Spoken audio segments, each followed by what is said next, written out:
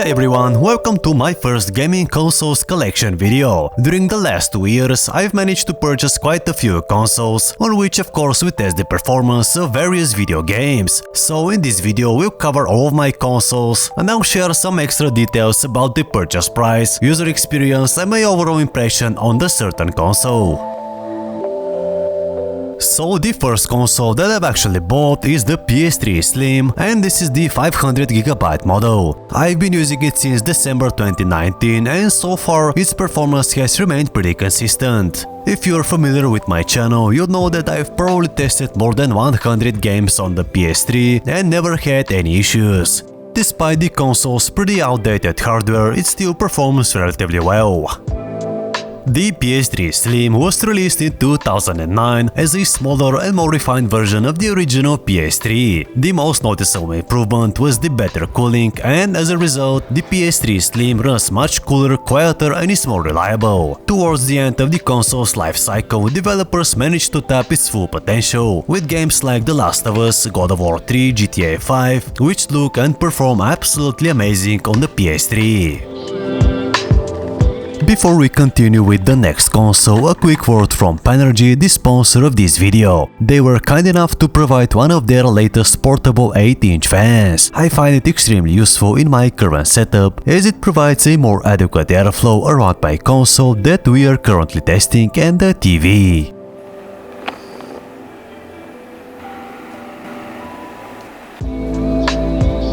So I'm using two studio lights that can actually raise the temperature in my studio quite a lot, and creating an airflow is essential for keeping my equipment at a reasonable temperature. So the fan is powered by a 10,000 mAh battery that provides between 5 and 17 hours of work time based on the fan speed. The 8-inch fan ensures enough airflow and at the same time runs extremely quiet at only 30 decibels at the lowest setting. Thanks to the built-in LED lights, the portable fan can also serve as a lighting source. There are also 3 brightness levels. The working time for the LED lights is between 7 and 52 hours. There's also an auto shut-off feature. Of course, you can use the fan in any other scenario, including outdoors. Based on my need, as I said earlier, I find it extremely useful at creating an airflow around my setup, which creates a more pleasant working environment. If you want to purchase the product, you can find links in the video description. Next in my collection we have the PS4 Slim. Now first, size-wise, I don't know if you can see from the video, but it's actually a very compact console. The PS3 Slim in comparison is almost 2 times heavier and more bulkier. In terms of the build quality, the outer shell is made from a similar hard plastic as the PS3 Slim. I get asked in the comments almost daily if the PS4 Slim is a decent console, and overall I think it's a perfect option if you're new to consoles. You have access to all the free-to-play trending games like Fortnite, PUBG, Fall Guys, Apex Legends. And if you're willing to spend a few extra bucks, you can play some of the best exclusives for this console generation, like The Last of Us 1 and 2, God of War, Uncharted 4, Spider-Man and many more. You can buy all these games brand new for under $25–30, which is just amazing. Next we have the Nintendo Switch, which is actually the first handheld console that I've owned. I've purchased it only a few months ago and honestly I wasn't really a fan of the Switch at that time, but after a while I grew to really enjoy gaming on the console. Now its main feature is that you can either use it as a handheld console or in docked mode with your TV. Most of the time I find myself using it as a handheld when I'm on the go or just comfortably lying in my bed. All in all, it's a great experience, and once you understand the Switch wasn't built with the intention of being the most powerful console on the market, you really start to enjoy it even more and appreciate its other features.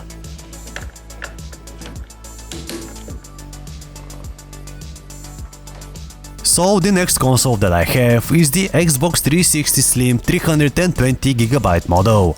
I really like the overall design of the console and I prefer to place it vertically because first it saves a lot of space and second it just looks so much better than the PS3 Slim when placed vertically. Straight away we notice the large venting areas on the side of the console. This is to prevent the infamous overheating red ring of death problems.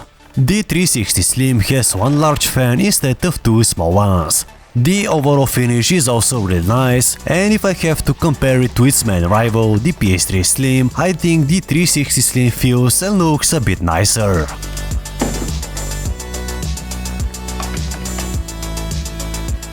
Next we have the PlayStation 2 Slim, and right from the start when we compare it to the more modern consoles, you can see just how small and slim the console really is. As with all the older console models, it's almost next to impossible to find them brand new. I bought my PS2 Slim from a guy that had the console for his young son. He upgraded to a PS4 and didn't need the PS2 anymore. So I've been using it for almost 2 years and never had any issues with it. It still runs nice and quiet. A common problem with the PS2 Slim is a faulty disk drive, so you wanna be extra careful for that if you're looking for a console to buy.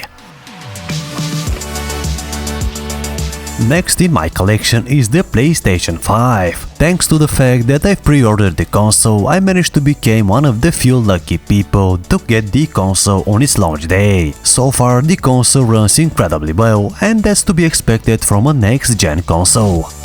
The only downside of owning a next-gen console is of course the price of the newly released PS5 games. Paying $60 for a game even once a month can be a bit too much for some people. Also, not all PS4 games are optimized for the PS5 yet, but slowly we start to see developers releasing next-gen updates for their games.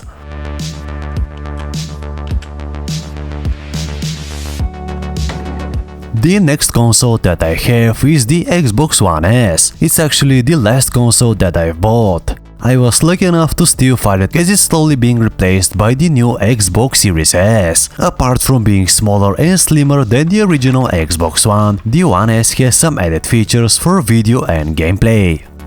You are able to stream video in 4K via content providers such as Netflix. The Xbox One S also supports high dynamic range for video and gaming, so you can experience rich luminous colors in games such as Forza Horizon, Gears of War and many other. And last in my collection we have the original Xbox One. I bought that console extremely cheap. It was actually the cheapest unit on sale for only $100 and it even came with 3 games. To be fair, it was kind of a risky purchase, but the console seemed to run fine once I tested it. I decided to do a sort of a deep clean and change the thermal paste, and since then I've been using it without a problem. As with the PS4 Fat, I wouldn't recommend buying it at that point, since it's not usually a good idea to buy the base model. We have the revised One S or even better the Series S.